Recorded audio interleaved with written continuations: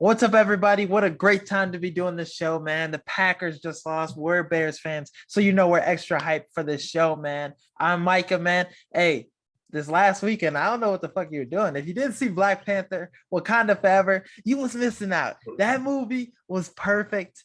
And you look at everything, that was going into this film, Chadwick Boseman, his passing, just everything about this film. It was kind of gave me the Spider-Man No Way Home kind of vibes because you loved it for more reasons other than just it being the film. So, but no spoilers, obviously. If you haven't gone and seen it, go see it. It's a great film. I think you'll love it. Unless some of the white people be hating on it, saying, "Oh, it's missing Chadwick Boseman, it's missing a Black Panther." No, it's very sentimental. You're trying to say because I haven't seen it yet, but I plan to see it tomorrow morning, actually. Okay. In the morning.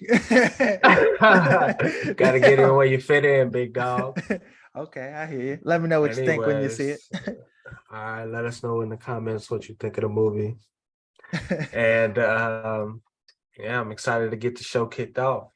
Yes, sir. Let's get right into it. You ready? Duh. Let's get right into some NFL talk, man. So many things happened in the NFL this week. We say that every week, but a lot of shit happened this week, bro. Now the Eagles finally took their first L, but this just wasn't just any L, bro. It was a division foe. The Commanders came and did their thing. Taylor Heineke, everybody, Julian saying, he's a top 5 quarterback. All the blasphemy he was saying in the messages, but looking at this Eagles team, though, does this loss change how you feel about them? I think it gives me a better idea of what their weaknesses are because we haven't seen them in a position where they weren't out the gates dominant on teams. Every game this year, they've gotten to a lead and held a lead. So they've never been in a position where they had to abandon the run game. And you've seen towards the end of the game against Washington, they had to do that and they struggled. Not only that, but they also struggled against the run. I mean, you've seen the additions they made today with Ndamukong Suh and that other Linval Joseph. Yeah. Yeah. So they addressed the issue, and it sounds like they're getting ready to go all in because I think their defense was more finesse than just built for tough like the Niners and even Tennessee's D. Whereas they were great against the pass, and of course you're going to be great against the pass if you've got a 10-point cushion and it's obvious passing downs now. Yeah, so I think it just showed a chink in their armor. Like when they play a tough team, I'm going to be interested to see with the tough run game. I'm interested to see what the results are, especially like a team like the Niners who have one of the best, if not the best, defense. They have the best defense. They have all the skill positions to compete with Philadelphia. And you look at Terry McLaurin, he had a great-ass game. Some of his best games have been against the Eagles. James Bradbury, Darius Slay, those two corners, they do their thing. But when Terry McLaurin comes in, scary Terry, it gets scary. But looking at these additions that the Eagles made, just Howie Roseman, you see something that's going on, you see something that's not looking how it should be looking, make the move the next day. And it's interesting because Ndamukong Suh, bro, this dude hasn't been in, like, he played for the Bucks when he was playing for the Bucks, getting 6 sacks this season, which was pretty great. This Eagles defense, like if you look at them over the past couple of years and you look at this roster, it's one of those things where, remember the Knicks had Joakim Noah, Derrick Rose, and Carmelo Anthony. You look at these guys in their prime, this roster would be like a fucking Hall of Fame roster kind of thing, like one of those all Madden 99 teams kind of shit. Right. But it's just interesting to see those guys come into the picture. Jordan Davis, when he gets healthier, I think him going out, that has affected the run game as well. But I really like this GM. He reminds me a little of Ryan Poles, making these moves and dicing it up. Are you serious? Howie Roseman reminds you of Ryan Poles, or the other way around? Okay, all right. Ryan Poles is going to be Howie Roseman next year in the next couple off seasons. Can we say that? But Yes. we talk about the Eagles, Howie Roseman being a great GM. Let's go to somebody who has a bad GM, bad coach, possibly a bad quarterback as well. We're very high on Derek Carr, but this Raiders team has not been producing. Who do you think deserves the most blame in this Raiders organization? Is it Josh McDaniels? Who do you think deserves the most blame for this team performing so poorly?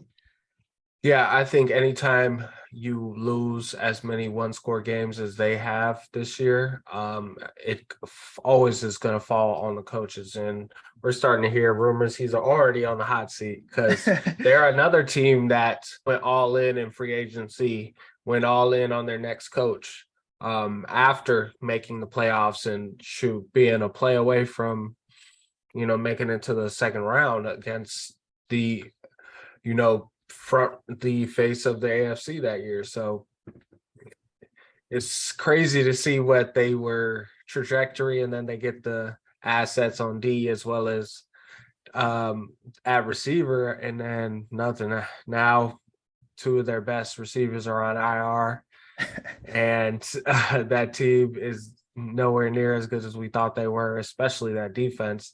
And then they're losing all their close games. And even this last Sunday. You look at Chandler Jones, they paid him big money. He has half a sack in 11 games, 11 Terrible weeks. ROI, terrible return on investment. And looking at this Raiders team too as a whole, like look at all their draft picks, that it's a big meme, all that shit. All of their draft picks, 2021, 2020, they're all fucking gone or they're in jail. So this is just like their team. The decisions they have made so far have not paid off at all. And at all. Looking at this team, yeah, we expected them to be one of the best teams in the AFC and compete, even possibly win the division and take the throne from the Chiefs. But that hasn't, worked out for them. But next year, though, this brings the question, them performing so poorly, they had the second pick projected right now in the draft. Do they keep Derek Carr as their quarterback next season? What do you think? I think if they get they end at the number 2 overall pick, you go get a quarterback. There's some good ones in this draft. Bryce Young. Some generational talents. So I think we've seen the best of Derek Carr at this point. And then you look at the weapons around with that team. So, I mean, it really depends on Josh McDaniels, if he stays put, and what his vision of the offense can look like, because Derek Carr is a winner in this league, I think, at least in the regular season. And he's a solid, he's above average quarterback, which is hard to find in the NFL. So he might be worth some more draft picks. So it really depends what we do moving forward. Shit, that's another guy the Bears wanted to get. Derek Carr, you look at Russell Wilson, that was another guy the Bears wanted to get. But you get rid of Derek Carr, what message does that send to Davante Adams? Because that was probably one of the reasons he was happy about coming to the Raiders, is playing with his, best friend, quarterback in college. So you lose Derek Carr. How does that affect your relationship with Davante Adams? Which is a question going forward too. I mean, he's one of the highest paid receivers. Ain't no questions asked while you making that bag. You got to show up to work regardless of who's throwing you the ball, Chief. 100%. But look at this Raiders team too. If they had Bryce Young and CJ Stroud, 2 generational quarterbacks, you can argue that, Ohio State quarterbacks are not on that, but Justin Fields is killing that trend. Ohio State quarterbacks might be great again. But then, I think Bryce Young put on this Raiders team with the weapons, Darren Waller, Hunter Renfrow, if these guys are healthy, Josh Jacobs at running back, this Raiders team could be a different team, but, can't hate on Derek Carr. He's doing his thing as well, trying to do his thing in a bad organization. You seen him crying at the press conference the other? Yeah, he wanted to win. He's a good guy. Ain't nobody disputing that. But damn, at some point, it's got to be the leaders on the team's fault. Starting 100%. With the head coach, and then trickling down to the quarterback. Barstool Sports came to NIU. They did a big whole thing. It was cool to see them. One of the guys that came, Brandon Walker, he posted a tweet on Twitter talking about one of the most brilliant moves, in recent drafts and stuff. People might not think it was brilliant, but at the time, Tua, the Dolphins drafted Tua over Justin Herbert. Look at that move and look at it now. The amount of wins Tua has won and what the Dolphins, they've gone through their turmoil, gone through their dysfunction in their organization.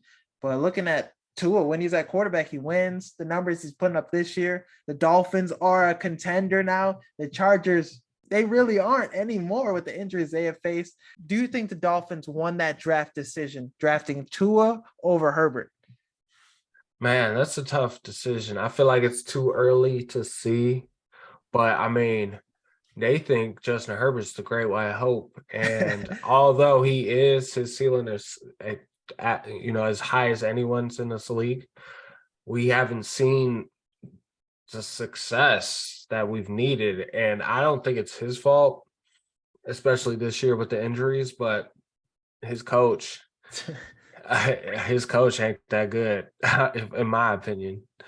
And you look at their success as a team, and it's been average at best. Haven't made the playoffs yet, and really haven't. This year they went all in, like everyone else in the AFC East or West, and they didn't hit at all. So it's a tough decision. I think Tua is.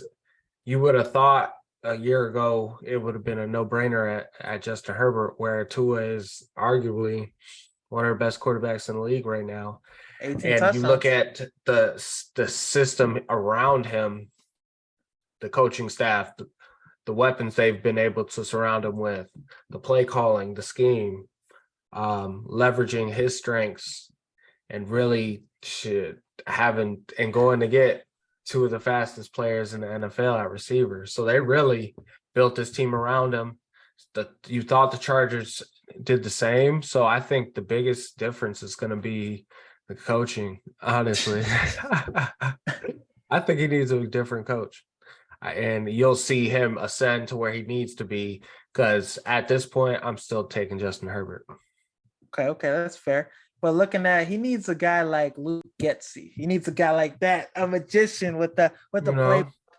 Somebody, but we're not gonna keep putting his praise out there, because we want him next year with Fields for another year. But looking at this Chargers team, he has the talent. He has everybody. Mike Williams, Keenan Allen, those guys are banged up. Austin Eckler, they got a lot of big name talent on this Chargers team.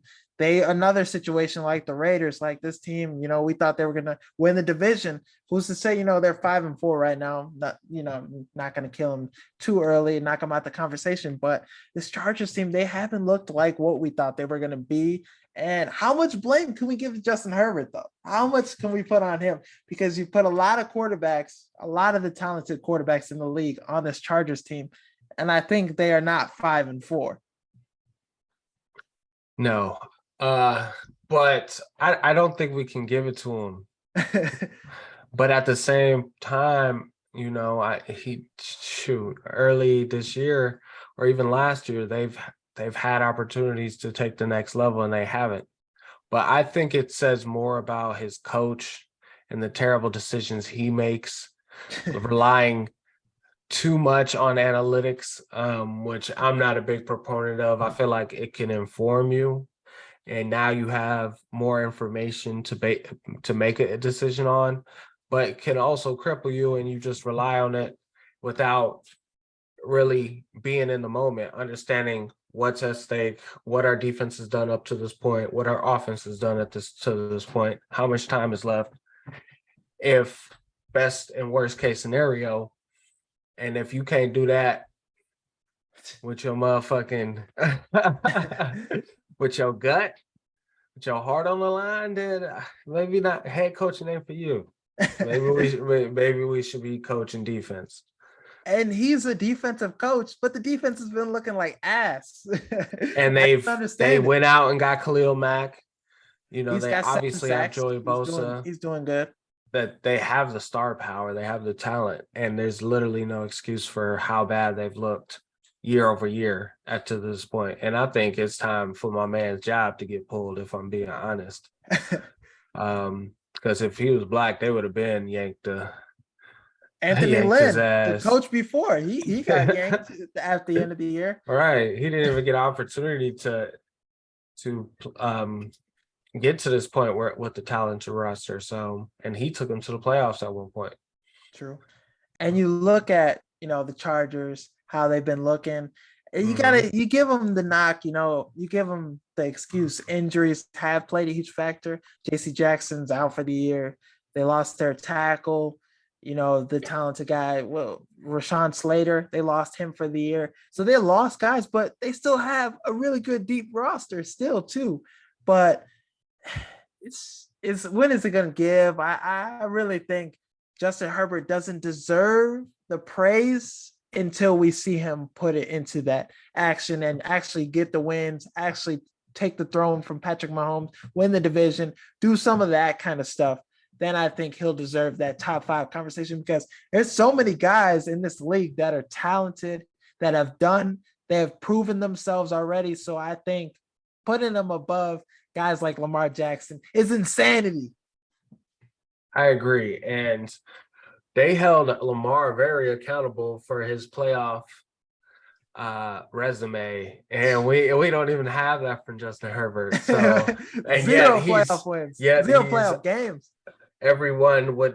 He's somebody they would take over all of the hot quarterbacks that can run like Jalen Hurts and Lamar Jackson, which makes 0 sense.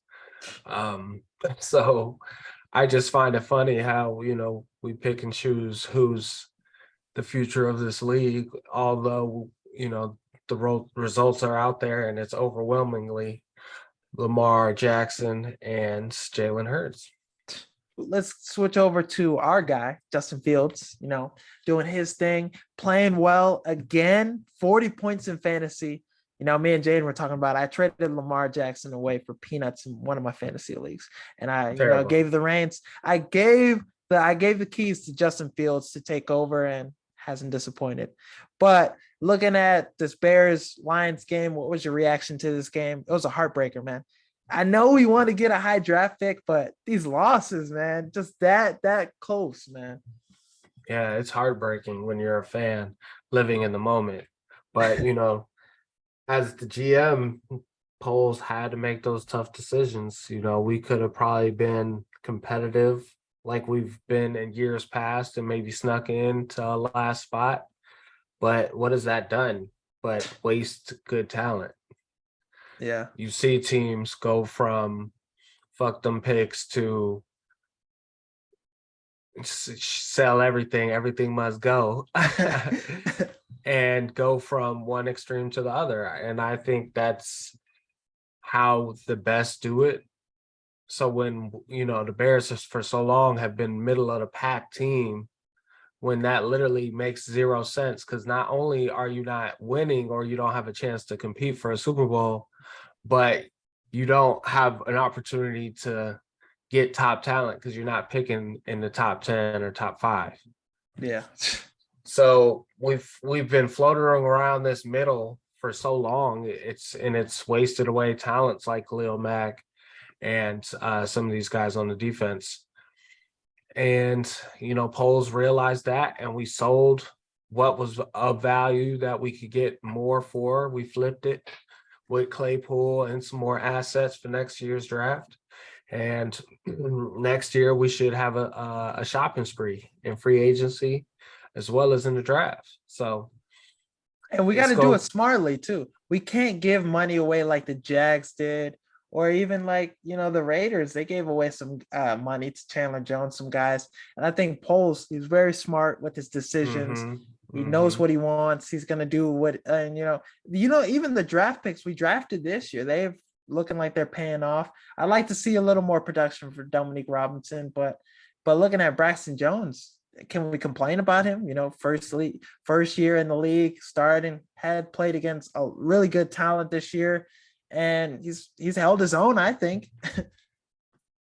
I agree, and the fact that we are the best run offense in this league, and we scored amount of points that we have gives us a unique opportunity to rebuild a lot faster than we expected. So we add some weapons on offense. we shore up the offensive line. Then we build back up our defensive line, and we're back in the mix like it never happened. So that sounds like a 1 to 2 year plan. 1 year, maybe we surprise a lot of people. The next year, now we're a Super Bowl contender. That's For what many I years would, to come. right. Not That's what just I one, would see. Maybe even like the Baltimore of the NFC. Just Yeah, you, consistently good. You know what you're getting. We're gonna run the fuck out the ball. And and we're gonna play complementary offense. 100%. I've been seeing a lot of people talk about, man, what if the 49ers would have drafted Justin Fields? What are your thoughts about that, man? Imagine their offense with Justin Fields in it. Trey Lance is a dynamic runner, but he's not Justin Fields. He's not Hell running no. 78 yards in a game. And then Deebo Samuel, Christian McCaffrey, Elijah Mitchell, all the weapons, that great offensive line. What would you think that offense would amount to? I mean, shit, it would amount to me moving to the motherfucking Bay. The motherfuckers would have been fantastic, but thank God they didn't. And thank God Justin Fields didn't run like this in college like that. If you watch, he really didn't have to. He had crazy weapons, so he could just literally get them the ball and they would do the rest. Every now and then you would see him run, but it wasn't like what you see now where he's just blowing past people. Running away from DBs. Like that Yes. touchdown, 67-yard, like after the pick six, that was a bad decision, but 67-yard touchdown the next two plays, like that's just insane. Yeah, I think my biggest regret for this game was just the fact that we abandoned the run too early in that last drive. I felt like we could have still stuck with the game plan. We had X amount of timeouts, a minute and a half left. Let's run the ball a couple times and see what we can get instead of just letting Justin Fields drop back. And that's literally doing the defense a favor. I mean, he broke like 5 sacks, and then the ref had to break it up. It was too much. Yeah, that show's terrible. But at least get the ball off. And really, with how do you think they've been doing implementing Claypool in the offense? I think now this week they're saying like, oh, he's finally good. But there's no breaks, none of that now. And I just want to see him have that big game where he gets a lot of targets. We get him in the offense a lot more. I'm just waiting for that game. But what have you been thinking about what they've been using him so far in? I think they're trying him a few different ways, trying to see what's his more comfort zone. And then I think they'll exploit that. But I think, timing doesn't happen overnight, especially in the middle of a motherfucking fight, like the middle of the season. It's hard to get that.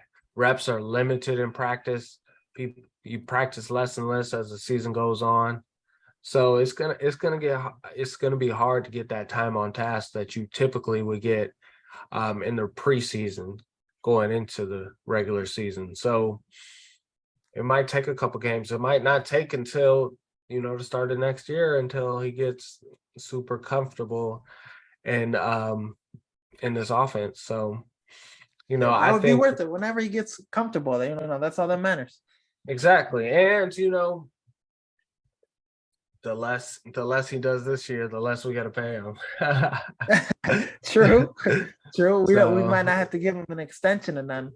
Right. So he's due in a year and some change. So we got some time, but I just want to see how we can leverage his skill set, how Justin Fields can leverage his frame and give him opportunities to do multiple things. Because when he was at his best in Pittsburgh, it was when he was getting the jet sweeps, when he was getting the throw, the 50-50 balls on the goal line, when he was doing a few different things for them outside of typical receiver play.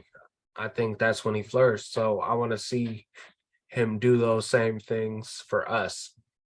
And, we'll see starting this week if that report is true that he's full go in this offense. My sources don't lie. Come on now. But and looking at Cole Kmet, the success he's been having too. What have your thoughts been about him and his play so far? Because who's been better at the tight end position? It's not putting up the yards, but 5 touchdowns in the past 2 games. It's pretty damn good. Man, and what a pickup by me. This is I had, relaxing at the tight end position, with Mark Andrews, and then he gets hurt. He's on a bye and then gets hurt. And it's like, okay, who's up next? Smart move, because nobody him. picking him up. Nobody was picking up Cole Kmet before. Nobody. I just saw an opportunity. I knew we've seen multiple opportunities for the tight end to get easy plays because the run game is working so well, and the linebackers have to commit to the run every time we show it. So that's just going to benefit him, and you've seen what he did, multiple games with multiple touchdowns at this point. So I'm excited to see his performance, not only in the pass game, but in the run game too. Yeah, he's been a great run blocker. It's been great to see. Love to, get him more involved in the offense, because the start of the year it was rough. Him and Darnell Mooney weren't getting much production. We weren't getting much production out of those two guys, but now it looks like they're on the come up.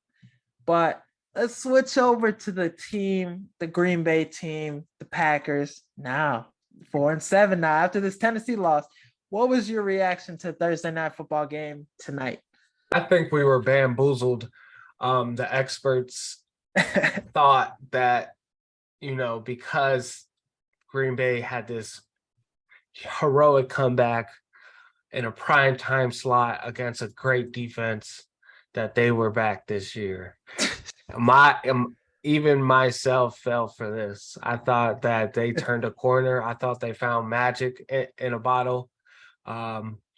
With this new receiver, which they might have. I mean, he still went off. I picked his ass up on the waiver. Yes, sir. I tried to, you piece of shit. Nah, it's in my other league. I didn't pick him up. Oh, you did? League, no. I tried to in multiple leagues. I couldn't get him, and he went off for 448 and 2 tuds. I mean, this is a stud, I think. 60 and even points.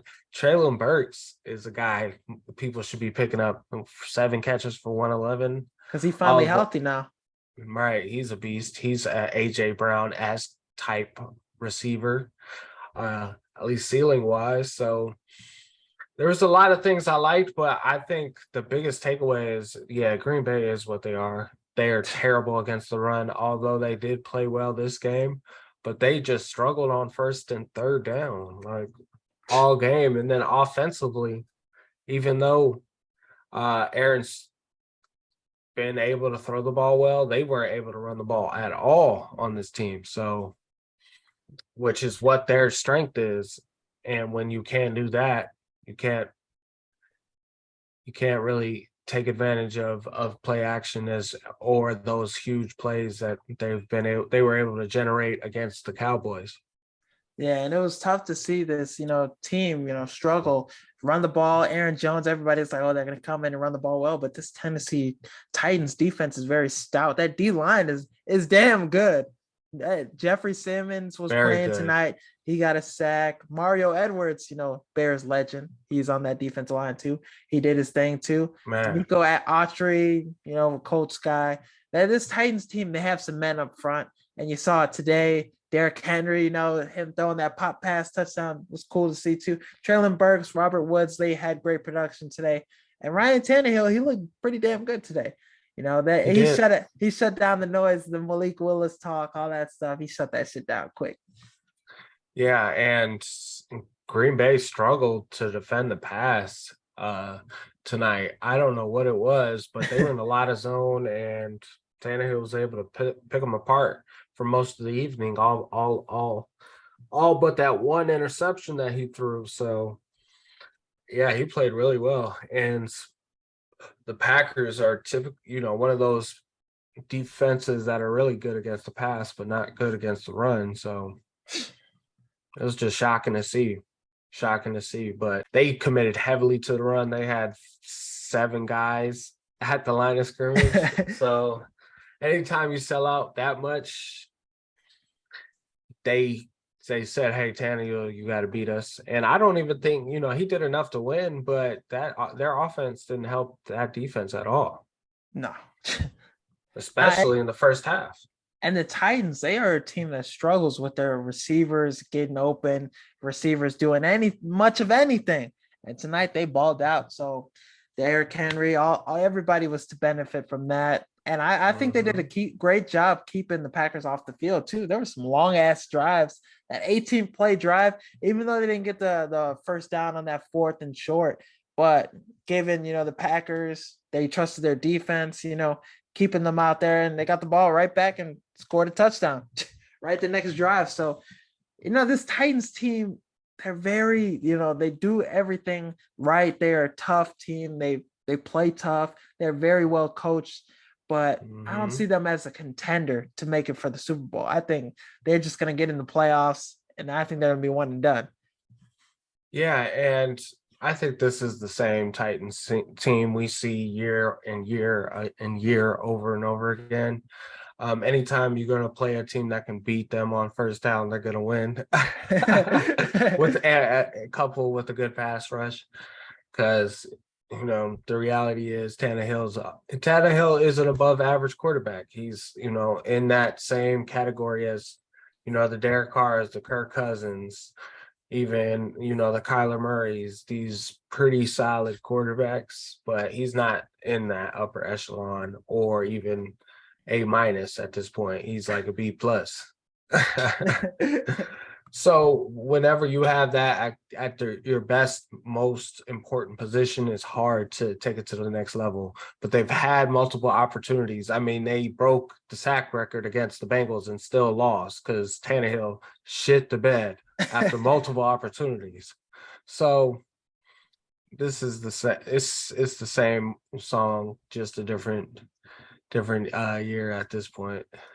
Who do you think is the most dangerous team in the AFC right now and the most dangerous team in the NFC? Let me hear your picks. Man, that's a tough one. I thought one of the most dangerous was the Packers. Sneaky, frisky. They are ass. They were favored to win this game, and they just got punished. Booty clap. What? But I honestly want to say the Buccaneers, though. That's how they looked against a solid opponent. Yeah. Definitely look at them, and then the Commanders too. Commanders have been really hot. Even though you look outside of the loss to the Vikings, which they were in control of that game the entire game, they've won 4 out of 5 with Taylor Heineke at the helm. So those are two dangerous teams. I'm looking at the Commanders and the Bucs in the NFC. And in the AFC, there's a few sneaky ones. The Jets, for sure. Tennessee is obviously one of them. And then shoot, the whole AFC East is dangerous at this point. And then also the Bengals, I think. Oh yeah, Jamar Chase is possibly coming back this week or the next week, so that's definitely a team that's going to be dangerous. So I think those teams, and then we're looking in a world where we might see like a Kansas City-Miami Dolphins championship. That would be sick. Tua, who are you taking in that game? Oh, come on now, Kansas City. I don't know. Mike McDaniel, man. Colin Cowherd, he said it on his show today that I was watching. I was watching it during work before the game came on. But he said that the Dolphins are the 49ers of the AFC, which it makes a lot of sense, minus, their defense being the 49ers level. But what they do offensively, the weapons they have to throw the ball to Tua and Jimmy, you see some qualities that are the same, but definitely something that, caught my attention. Yeah, but at the same point, Mahomes is in the AFC, so the Niners don't have to deal with the quarterback of his not to the Super Bowl outside of Aaron Rodgers, and he ain't gonna be in the playoffs after tonight. That ship has sailed. That ship has sailed. So That's going to be an intriguing matchup. I like to see the if Miami has to see the Ravens in the playoffs, that's going to be tough. That's gonna It's be a hard to good beat a game. team twice. And then the Bills, I mean, they were the clear-cut favorite, and now they might not even win their division. They might. We were making all this hype about, oh, the impact the Bills and Chiefs game is going to have on playoff seeding and where the AFC championship is held, because there's going to be a huge difference in um, advantage if it's going to be in Buffalo or if it's going to be in Kansas City. That And shit I not gonna be in Buffalo. hell Nah, no. They might have to go get it through the mud on the road the entire they time. might be in the wild card. They might not even host the playoff Yeah, game. that's what Like, I'm saying. They're gonna have to go get it through the mud. but now with my dangerous teams, I think it's got to be Baltimore. I think Baltimore out of the I AFC, agree. they have probably one of the best rosters. Deshaun Jackson is back too. But I think, looking at Hunter Henry, he had a similar injury to Rashad Bateman. So Bateman and Hunter Henry came back for the playoffs. So I'm just throwing it out there. Bateman might come back for the playoffs. Don't quote me on that. I have no sources to back that up. It's just a, hypothesis. But What are you but basing that off of, though? Hunter Henry injury. That's what I'm basing it off of. But looking at this Baltimore team, I think defensively, they have one of the best defenses in the league. They're going to be a tough team. Lamar Jackson has a lot to prove. He wants that contract. He wants to get that Deshaun money minus, the shit that came with it. And all the scandals, just like the media being all over it. I think Lamar Jackson has something to prove this playoff run. And I think possibly, I'm gonna throw it out there, he goes to the Super Bowl this year. That was my Super Bowl pick. Him and Philly. I called that, a couple weeks back. But looking at the NFC, my most dangerous team in the NFC, I think it's the 49ers. They beat the Chargers. I think defensively they have, another one of the best defenses in the league, them in Baltimore. And then looking at them offensively, I think they're coming into their own. Christian McCaffrey, Elijah Mitchell. Some people are against them too, sharing carries and sharing similar workloads, but those two together, that's probably one of the best running back duo in the league. Elijah Mitchell did miss a step coming back in. It's an interesting conversation with them two, who's going to get the most, but I like what Kyle Shanahan's been doing. Deebo Samuel, expect him to be back with some more catches and a better production, but I like those two teams. And if I see those two teams and I'm, have to face one of those teams coming up, I'd be scared. That's fair enough. Fair enough. I do like. I don't think Seattle's legit this year. Oh no, for sure. I think Tampa's going to be dangerous though. So keep an eye out on them. That defense is really good, and if they can run the ball, play action time, it's going to be a nightmare. Play action time. But let's go over and let's switch over to the NBA. We always talk about the Brooklyn Nets for multiple reasons. They're playing right now. One of them being Kyrie, him finally. They said he should be able to play Sunday. Ben Simmons, his drama, Steve Nash, them firing the head coach. But this time we're gonna talk about Ben Simmons and his play, how poorly it's been. Reports are saying that within the organization, the staff, the players are questioning his love of the game. They're saying it's that bad. This guy hasn't even been playing to the level we've been expecting him to play, and he's putting up more fouls and points in some of these games. So what do you think the Brooklyn Nets should do with Ben Simmons, and has it got to the point where they should possibly look for trade options? I mean, I don't know. He has 15 points right now. Oh shit, he open?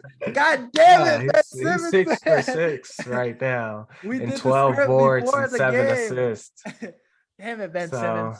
I I apologize mean, already. we got to see more before we write him off, but at the same time, he's got to do more, and he's got to continue what he's doing tonight for sure. And it doesn't have to be at the free throw, the free throw line or from three. So I think for him, it's just a matter of getting confident, getting in his comfort zone, getting in his groove, Whatever he got to do. and playing lights out defense. But And Kyrie should be coming back he's soon, cleared right? to play Sunday. They said he's gonna come Uh-oh. back Sunday. I know they gonna be nice, hey. But did you Mm-hmm. see Dave Chappelle's skit? Yeah, in SNL, his monologue and shit. What he's saying? You gotta check it out. That shit Oh was yeah, I did see that shit that. was I did funny as see that. fuck. That shit was hilarious, and I felt like he does a great way of just making you learn from his skits as much as you laugh, which I Yes. love personally. And he danced around that subject outstanding, and you know you couldn't be mad at it because he made his disclaimer from the very beginning. Can't get mad at it. And he don't got a shoe deal, you don't got nobody that'll drop him. But a lot of people were talking about his, one joke where he's like, a group of black people together is gang, group of Italian people is a mob, and then, group of Jewish people, you don't talk about it, it's a coincidence and stuff. And, the thing about that joke, a lot of people were talking about it like, if you get offended at the, punchline, it's fucked up because you don't get offended at the buildup. You don't get offended, like black people don't get offended about the gang thing. Italian people don't get offended about the mob thing. But when it comes to the Jewish part, people are, like, hey, that joke is not that you gotta, they come at his throat. So it's a great joke. And a lot of those jokes that he made were very necessary and funny.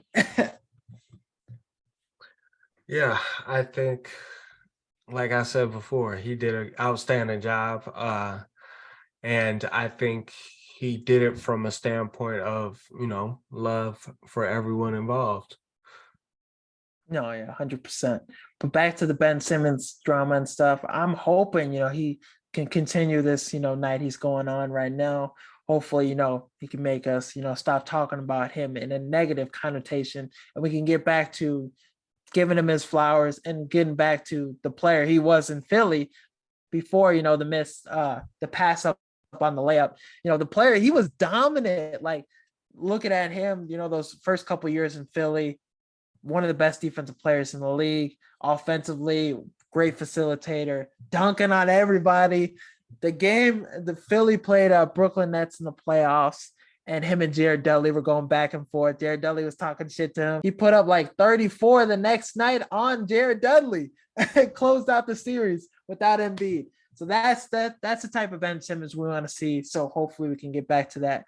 But let's talk about our Bulls now. 1-5 in the last 6 games. It's not looking good.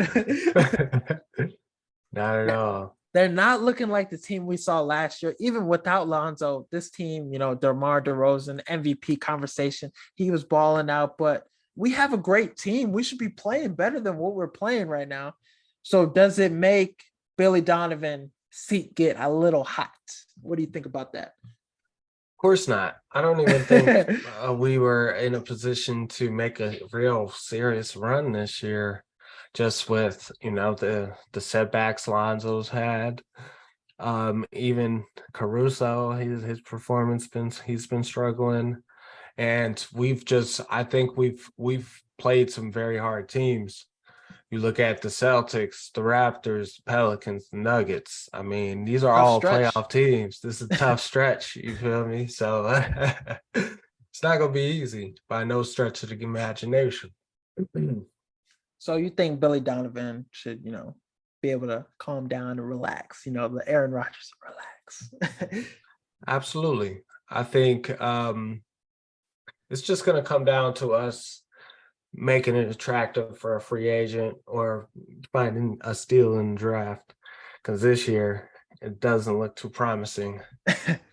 And then Lonzo, he had 2 surgeries. He had to get another surgery because the doctors kind of messed it up, or the surgery didn't go to plan. But he's expected to come back at the start of next year. So things are looking good for that. Once he gets back, then we'll be able to see a full picture of what our team is looking like and what we can, what moves we got to make at the deadline, or if we can be a contender for real. So I'm excited to see Lonzo Ball come back.